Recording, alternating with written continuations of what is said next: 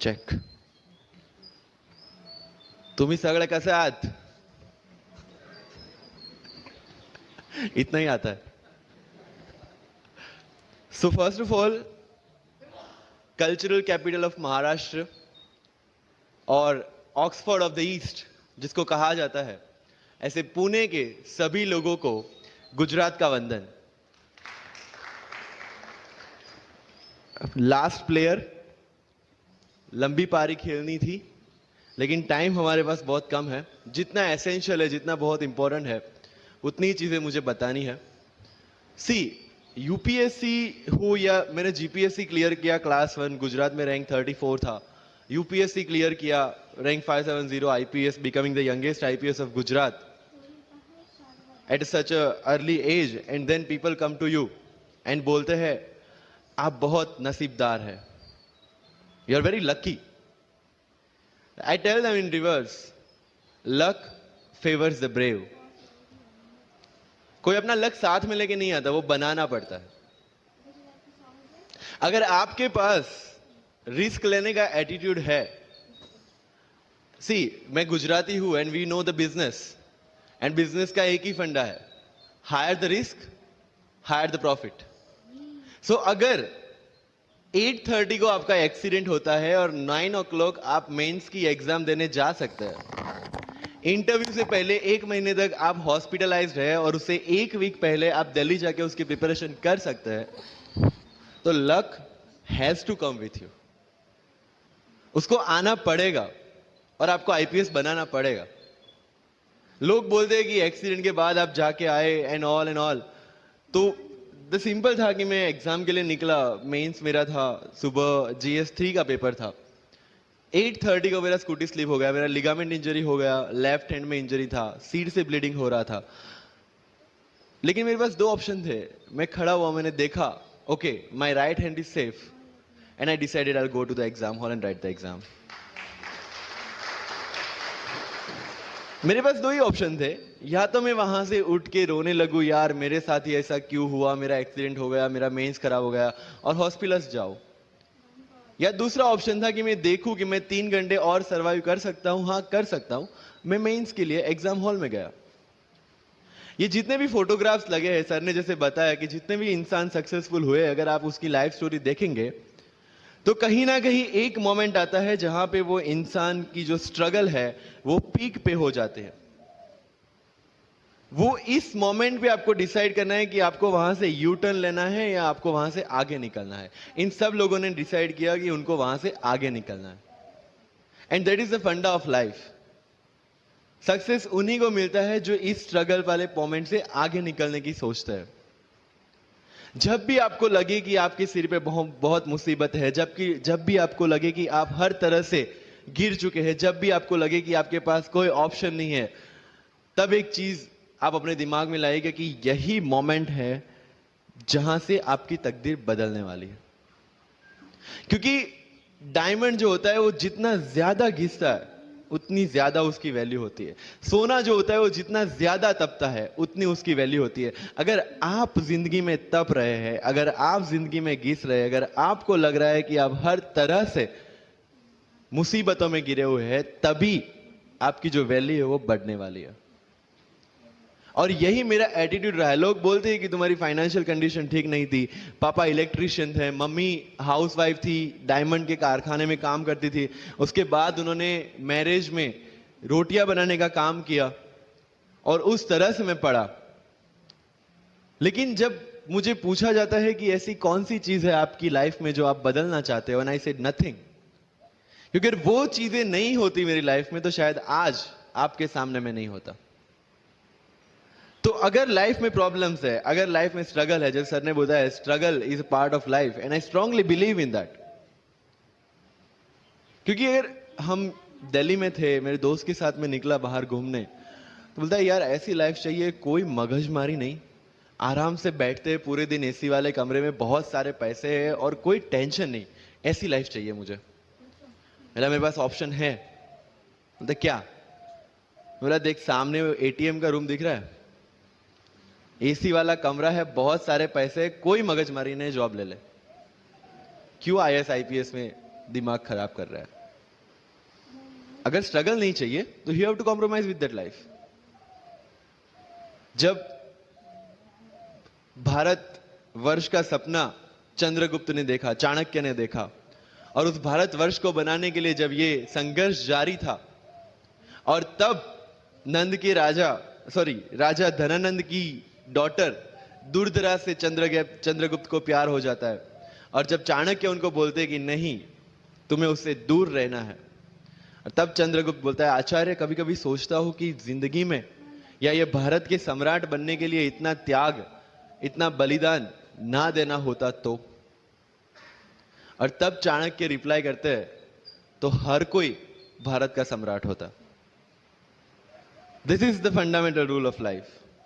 अगर आईएएस बनने के लिए, आईपीएस बनने के लिए सैक्रिफाइस करना नहीं पड़ेगा, अगर उसके लिए आपको त्याग नहीं करना पड़ेगा, तो आज पूरे इंडिया में हर घर में आपको आईएएस आईपीएस मिल जाएंगे। So when you are entering into this game of UPSC और MPSC, make sure that you have to sacrifice anything which will take you to your goal. लेकिन प्रॉब्लम ये है कि हमें टेंशन होती है, यार दोस्त की एंगेजमेंट है, उसकी बर्थडे पार्टी है, उसकी शादी है, अटेंड नहीं करूंगा तो बोलेगा मैं तेरी शादी में नहीं आऊंगा, एंड ऑल। लेकिन बिलीव मी, जब आप आईएएस बन जाओगे, वो सामने से याद दिलाएगा, भाई इनविटेशन कार्ड नहीं भेजा तूने। समझ रहे हो? तो जो कुछ भी इसके लिए सेक्रीफाइस कर रहे हो, वो जब आप उस पोस्ट पे पहुंचोगे, सब कुछ वर्थ है, सब कुछ। मेरा इंटरव्यू था यूपीएससी का, मुझे एग्जैक्ट डेट याद है, 23 मार्च को मेरा इंटरव्यू था। 20 फरवरी को मुझे हॉस्पिटल में एडमिट किया गया क्योंकि मुझे इन्फेक्शन हो गया था बॉडी में, एंड बहुत हाई फीवर था, तो आईवी के अलावा कोई ऑप्शन नहीं था। 1 मार्च को ठीक होके मैंने सोचा चलो दिल्ली निकलते हैं। 2 मार्च को मैं दिल्ली पहुंचा। 3 मार्च को वापस से टॉन्सिलाइटिस का अटैक होने की वजह से फ्लाइट लेके वापस से पालनपुर, अहमदाबाद, अगेन हॉस्पिटलाइजेशन। 15 मार्च को I got relieved from the hospital. 16 मार्च को मैं दिल्ली पहुंचा, और 23 मार्च को I gave my UPSC interview. तो 1 महीने का हॉस्पिटलाइजेशन। उसके बाद जब दिमाग में ये था कि मेरे साथ जो लोग इंटरव्यू दे रहे हैं वो 1 महीने से प्रिपरेशन कर रहे हैं, एंड 1 महीने से मैं हॉस्पिटल में था, again I thought this is the moment to prove yourself. I went to the interview, और पूरे इंडिया में 2nd highest marks in interview. This is not to say कि मैंने कितना अचीवमेंट लिया, this is just to say UPSC is all about this. मैंने कोई preparation नहीं की थी यूपीएससी के लिए, इंटरव्यू के लिए, but again I scored good marks in interview, because UPSC सिर्फ आपका नॉलेज चेक नहीं करता। Make it very clear in your mind. जैसे सर ने बोला, it's a game of wisdom. आपको पहले ऑफिसर बनना पड़ेगा यहां से। यूपीएससी का काम तो सिर्फ थप्पा लगाना है कि हाँ ये ऑफिसर बन गया। जितने भी आईएएस आईपीएस ऑफिसर्स को आप मिलोगे, you will realise this thing कि ऑफिसर वाली क्वालिटीज इसमें पहले से है। आप जब प्रिपरेशन स्टार्ट करते हैं तभी से समझ लीजिए कि आपकी आईएएस और आईपीएस की ट्रेनिंग भी स्टार्ट हो गई। बिकॉज जो क्वालिटीज आपको चाहिए as an officer, as a IAS, as an IPS, क्या क्वालिटीज चाहिए? फर्स्ट ऑफ ऑल कॉन्फिडेंस, कि जब आप उस सीट पे बैठते हैं, आपके सामने कोई भी क्वेश्चन आएगा, you will be able to handle the issue. ये कॉन्फिडेंस लेके आपको उस सीट पे बैठना है। यही कॉन्फिडेंस चाहिए when you start the preparation. Decision making, अगर हर एक टॉपिक पे आप हर एक कोई को पूछने जाते हैं, भाई इसमें कौन सी बुक पढूं, इसमें क्या पढूं, इसमें क्या करूं, then you are not suitable for this exam. लोग बोलते हैं कि 1 साल में प्रिपरेशन, जैसे मैंने जून 2016 में मैं दिल्ली गया, और जून 2017 में मैं अपियर हुआ, and I clear UPSC and GPSC.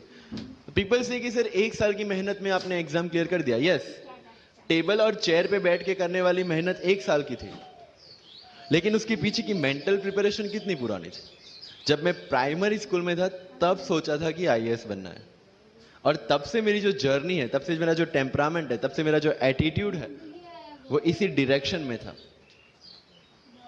जब कॉलेज में था तब मैंने एनजीओ स्टार्ट किया, 3 एनजीओ से मैं जुड़ा था। जब लोग सोशल मीडिया, व्हाट्सएप और फेसबुक पे बिजी थे, मैं वहां स्लम में जाके बच्चों को पढ़ा रहा था। क्यों? क्योंकि मुझे पता था कि फ्यूचर में यही काम करना है, क्यों ना अभी से उसकी ट्रेनिंग ले लो। So I have invested my each and every moment for this goal. Because जो पर्सनालिटी टेस्ट लास्ट में यूपीएससी लेता है, इंटरव्यू नहीं है वो। We consider it as interrogation. Interview को इंट्रोगेशन लेके चलता है, वहां पे पूछताछ होगी नहीं। अगर यूपीएससी के इंटरव्यू में 10 में से 9 क्वेश्चन के आंसर भी आप सॉरी सर और sorry ma'am I don't know कह के देते हैं, उसका कोई इंपैक्ट नहीं पड़ता। इंपैक्ट पड़ता है वो 9 क्वेश्चन न आने का प्रेशर आप कैसे हैंडल करते हैं। आपके पसीने छूट जाते हैं या आप वही टेम्परामेंट के साथ इंटरव्यू कंटिन्यू करते हैं। मार्क्स उस चीज के, मार्क्स है आपकी सोच के। एक ऑफिसर के तौर पे जब आपको आईएएस या आईपीएस की सीट पे बिठाया जाएगा, how will you treat the citizens of this nation? What will be your attitude to each and every person who is going to come and meet you? These things are being tested during UPSC interview. और इस सारी journey में अगर सबसे important कोई चीज है तो that is your learning attitude, और not for UPSC, for life even. Because when I am speaking in front of you in Hindi and English, to be very clear, I belong to rural background of Gujarat, और मेरा study जो हुआ है वो पूरा Gujarati medium में हुआ है, गवर्नमेंट स्कूल में। 12th तक का स्टडी मेरा गवर्नमेंट स्कूल में हुआ है, गुजराती बोर्ड में, गुजराती मीडियम में। And yet I can give my UPSC interview in English in Delhi and score such marks. Where did it come from? कहां से आता है ये?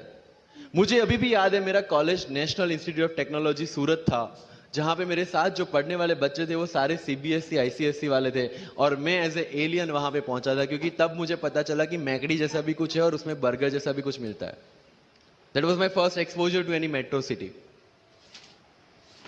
एंड जब मैं उनसे इंटरेक्शन करता था और इंग्लिश बोलने की ट्राई करता था, तो जैसे संजू मूवी में इंग्लिश दिखाया गया है गुजरातियों का, जो जीरो को जीरो बोलते हैं, उसी तरह I was also like that. Mother tongue influence आ जाता है, इट्स वेरी ऑब्वियस।